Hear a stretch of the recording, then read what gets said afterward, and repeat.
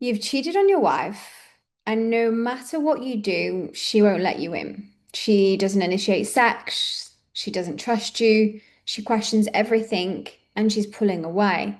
And some days you feel like she's punishing you for something that happened years ago. If that's where you are right now, this video is for you. Because what most men don't actually understand is that infidelity isn't just a betrayal of trust, it's a trauma. Hi guys, I'm Katie and I help couples rebuild connection, intimacy, and pleasure under the sheets in the bedroom. One of the biggest mistakes I see husbands make is believing that because their wife says she's forgiven them and her body should be over it too. But the mind and the body do not heal at the same speed. The logical mind might say, like, I'm staying, I want this marriage, I forgive him. But her nervous system and her body is still asking, am I safe? Is he going to be doing this again? Can I trust him? And until her body feels safe again, you'll often see the behaviors that leave you a little bit confused, just as like her stopping to initiate sex, being emotionally distant, becoming hypervigilant, asking the same questions over and over again, and struggling to relax around you. This isn't because she wants to punish you, because her body is trying to protect her. When someone discovers an affair, their entire reality shifts mentally, emotionally, physically, spiritually, all levels. And the person who was supposed to be the safest place became her source of pain. And that creates such a deep wound in her body. So I've got three things that you can implement after you've watched this video that is going to help navigate this process for her and you moving forward. The first one is stop rushing her timeline. Most husbands want a finish line, but how long will this take? Will it be normal again? When can we move forward? But guys, healing doesn't work that way. And every time you're pressuring her to move on, what she's hearing is that my pain is inconvenient. And so instead of asking, like, are you over it yet? When can we have sex? I want to shift some vocabulary and give you a few other things that are going to help. So I want you to try asking, what does your heart need from me today?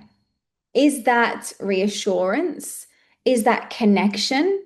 Is that intimacy? Is that maybe silence? And if you give her the space to actually open herself up, she then can be honest.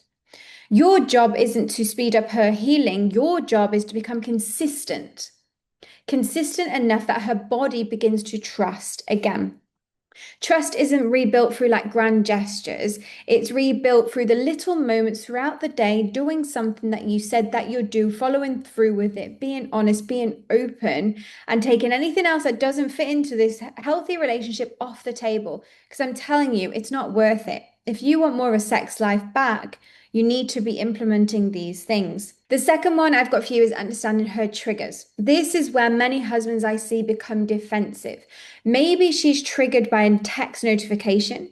Maybe she's triggered when you're home late from work. And maybe she's triggered when you actually go away from work. And your response is, well, that wasn't what happened this time, and I didn't do anything wrong, and I can't keep proving myself. That's fine. Yes, it might be your honest truth, but just remember, her triggers are not, anyone's triggers are not logic. They're survival responses. Her body remembers the danger before her mind can actually catch up. Her body is like everyone's body is like a sponge. She's held on to this pain, this trauma, and every time this trigger keeps getting is hitting, is adding more water to her sponge, and she just needs to exhale it, squeeze it out. But she can't squeeze it out if you're also not playing game and supporting her in the way she needs. Instead of arguing with a trigger, I would say something like, I understand why this feels scary. I notice why this brings up emotion because of our past, but just know I'm here with you. That part of validation is going to calm her body, and the defensiveness is actually also going to soothe it. Because that's what you want. You don't want to be carrying on in her fearful of every text message that you get, her body not communicating to sex. She's not getting wet. She's in her head. Like she needs the support to be able to move through that. And I do help couples in a private, intimate space navigate through this because it's very uncomfortable for A, to be the person who has, cheated, and to be the person on the receiving end, because they'll feel so much shame. It's like, oh my God, is this my fault? It's no one's fault. Nothing is. You just need to have the emotional skills, the maturity, and the desire to want to work through this together. And this is also for her as well. If she's choosing to be in the relationship, if she's choosing you, well, then she also can allow herself to step into this and make changes for herself, her body, and the relationship. If she's, kind of closed off, maybe she's just not ready to open up yet. And what can you do? What I'm teaching you here now is going to help you move through these steps. And then the third one that I would love for you to implement is creating emotional intimacy before physical intimacy. And this is a big one. A lot of the husbands that I work with just tell me like the sex life disappeared after the affair. And then they focus on trying to get it back. But most women need emotional safety before the physicalness can open again. Like I said, if her body is still carrying betrayal trauma, sex can feel vulnerable. Like it can feel exposing and it can feel unsafe. And what she needs first is emotional connection, my favorite, guys. Eye contact, humor, conversations, honesty, consistent, reassurance, presence. When a woman feels emotionally safe, her body naturally becomes available for a lot more intimacy. But when safety is missing, no amount of pressure or you forcing her a persuasion or frustration will create that desire. So, what has been your biggest takeaway? What has been your biggest penny drop moment from what I've just shared? Three tips with you there. Most couples aren't trying to just heal through the affair through conversations alone. It doesn't happen like that. Healing can't only happen in the mind.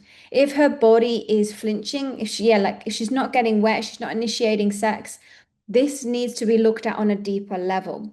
I do work couples through rebuilding the trust, understanding the betrayal trauma, navigating the triggers, improving communication, and creating emotional intimacy and physical safety again in a non-judgmental, safe way. We're all human, it's part of the human experience, but life happens, then we can choose what we want to do with it moving forward. If you are navigating this and like Kelly, we do need some extra support and help, you can work with me, apply to work with me one-on-one, and we can like navigate what's actually happening on the deeper levels here. Because it's not just that she doesn't want you or she's not initiating. There is generally a lot more emotional closeness or emotional intimacy lacking because her body is still trying to protect her. The more that you understand that, the more equipped you are to heal. If you prefer more of a self-paced course, I do have a 10-step course with that, with a lot of bonus videos and guided sessions that I would take you through in a one-on-one space. But this is something that you can do in your own in your own time because it's self-paced.